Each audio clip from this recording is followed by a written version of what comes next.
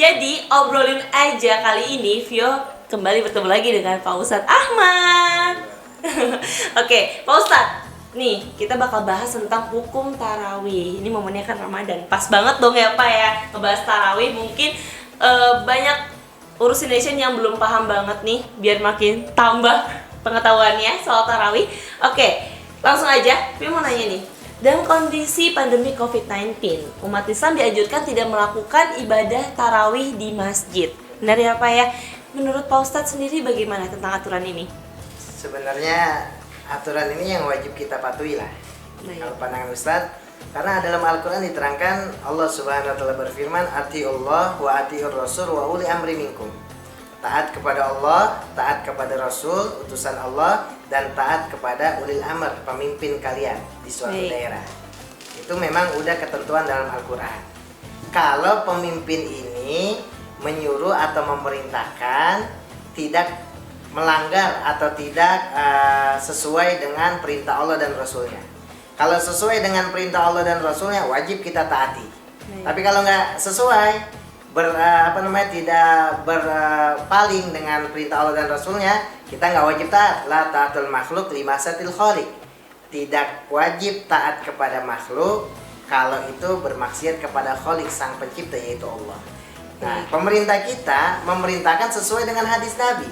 Dalam riwayat Imam Bukhari, dalam kitab Mukhtasar Imam Bukhari, dalam suatu Nabi SAW bersabda, apabila terjadi suatu wabah di suatu daerah atau di suatu negara, maka kau jangan mendekati. Kalau kau ada di daerah tersebut yang terjadi wabah, maka kau jangan keluar. Ini anjuran pemerintah sesuai dengan hadis Nabi. Kalau kita berkumpul, khawatir kita terkena wabah, khawatir cepat menular, karena memang nih virus corona ini katanya menurunnya sangat gampang, dengan bersentuhan tangan, dengan mengobrol. Nah, ketika ada aturan dari pemerintah yang mengikuti hadis Nabi, maka kita seluruh umat Islam yang ada di seluruh Indonesia wajib mengikuti apa yang telah diperintahkan oleh pemerintah untuk sholat di rumah. Baik, oke. Untuk pemberitaan di beberapa media nih, Pak Ustadz, Vio beberapa kali melihat justru ada umat Islam yang memberontak untuk tetap melaksanakan ibadah tarawih. Menurut pandangan Pak Ustadz seperti apa dan sebaiknya apa yang mereka harus lakukan?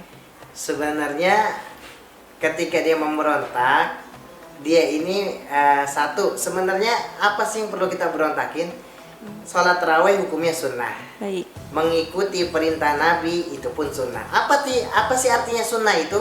Sunnah itu dalam definisi mustalahul hadis, kalau kita pelajari ini ilmu hadis, sunnah itu adalah yang mengikuti wama udifa ilan Nabi SAW, apa-apa yang disandarkan kepada Nabi, min kaulin dari sabdanya Nabi, dari perintah, au fi'lin atau perbuatannya Nabi, au sifatin atau sifatnya daripada Nabi, au takririn atau yang telah ditetapkan oleh Nabi.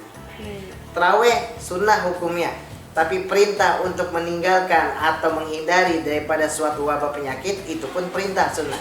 Jadi kita meninggalkan sunnah untuk mengerjakan sunnah yang lain.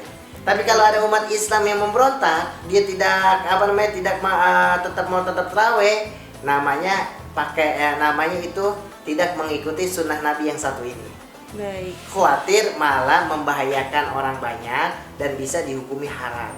Baik. Jadi jangan sampai kita berargumen, kita beramal ibadah tanpa didasari dengan ilmu, maka amalnya pun bisa ditolak oleh Allah Subhanahu wa Ta'ala. Karena ada syair mengatakan, fa'alimu wa kullu man bighairi ilmin ya'malu a'maluhu mardudatun la tuqbalu. Setiap orang yang beramal tanpa didasari dengan ilmu, maka bisa amalnya ditolak oleh Allah Subhanahu wa Ta'ala. Baik, berarti sebaiknya urus Indonesian ikutilah anjuran pemerintah yang ada saat ini karena memang sudah sesuai dengan sunnah dari Rasul ya. Baik, nah kita balik lagi ke tarawih, cara menjalankannya. Apakah sebaiknya memang tetap dilakukan berjamaah atau boleh dilakukan sendiri, dan bagaimana untuk perhitungan pahalanya Pak Ustadz? Ya, berjamaah sendiri intinya tarawih ini kan kita ambil dari kata rahat atau ruh atau tarwih. Kalau sering kita menghidupkan malam disebut tarawih. Dan itu yang pertama kali adalah Sayyidina Umar bin Khattab radhiyallahu an, sahabatnya Nabi. Dan itu pun kita harus hormati karena beliau adalah sahabat Nabi yang Nabi sabdakan, addu alaikum bisunnati wa sunnati khulafar rasyidin.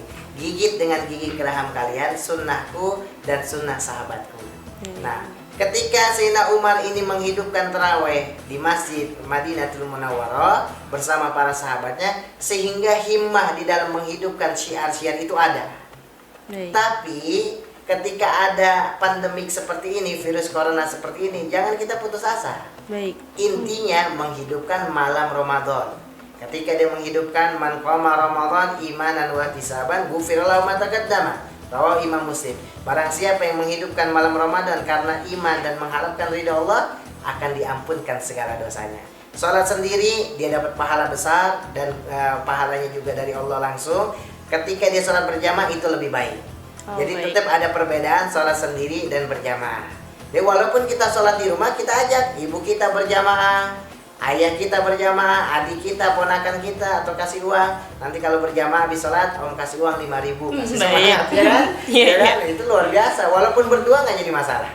Atau dia nggak hafal Quran, dia boleh baca Al-Quran mushaf. Taruh mushaf Al-Quran di samping, ada meja, dia sambil baca. Surat kul aja, kul huwallahu ahad, Allah samad, kul a'udzu birabbil falaq, dan kul a'udzu. Ya, ala kulli hal, Islam itu sangat memudahkan di dalam ajarannya, tidak diberatkan. Oh baik, jadi memang Islam selalu memudahkan untuk para umatnya untuk menjalani ibadah ya. Oke, ini terakhir Vio mau tanya nih Pak Ustadz, ada batasan waktu gak sih untuk menjalankan sholat tarawih ini?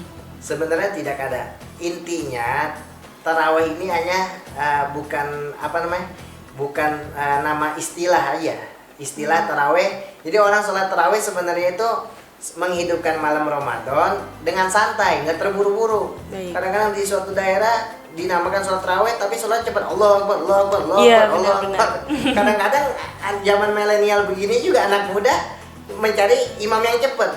Kalau dilihat suatu masjid imam yang lama, cari musola yang cepat aja lah. Benar-benar. 15 menit kelar. Soalnya tarawih itu kita menenangkan hati kita, ruh kita untuk beribadah kepada Allah, dan batasan waktunya nggak ada batasan sampai waktu fajar. Sampai waktu hanya beda aja namanya. Kalau kita mungkin tidur dulu itu disebut kita sholat tahajud, bangun tidur kita sholat tahajud. Kalau kita nggak tidur disebut qiyamul lail, menghidupkan malam. Nah tarawih ini hanya istilah nama aja, kita menghidupkan malam. Jadi sampai waktu fajar kita pun boleh untuk sholat tarawih. Jadi nggak mesti habis isya. Habis isya sebenarnya habis isya ada obrolan apa namanya ini channelnya? Obrolin aja? Iya obrolin aja. Wah seru nih video baru, nonton dulu. Nggak habis nonton dulu. Nggak jadi masalah sambil berzikir, sambil baca sholawat, ya kan? Kemudian ketiduran lagi nonton video, bangun di tengah malam, kita mau sholat tarawih boleh. Silakan, mau 8 rakaat, 11 rakaat, 23 rakaat silakan. Yang penting kita tetap menghidupkan, intinya menghidupkan malam Ramadan. Oke, ini Vio ada pertanyaan tambahan sih. Karena tadi Pak Ustadz sempat sebutin kalau milenial banyak nih yang cari imam yang cepat pada saat tarawih. Dan itu memang faktanya seperti itu sih kayaknya ya. Banyak milenial yang seperti itu. Gitu. Nah, kira-kira sebenarnya diterima gak sih kalau bacanya secepat itu gitu? Sebenarnya tetap diterima. Kalau dia memenuhi syarat dan rukun dalam sholat tetap diterima. Cuman di dalam di dalam membawa hati nurani kita dalam ibadah itu kayaknya kurang dapat kalau menurut pandangan Ustaz. Tapi kalau sholatnya tetap diterima. Tapi kalau anak milenial sholat yang cepat nggak jadi masalah. Yang salah itu yang nggak mau sholat. Oh iya, turusin nation. Jadi yang salah itu ya nggak sholat.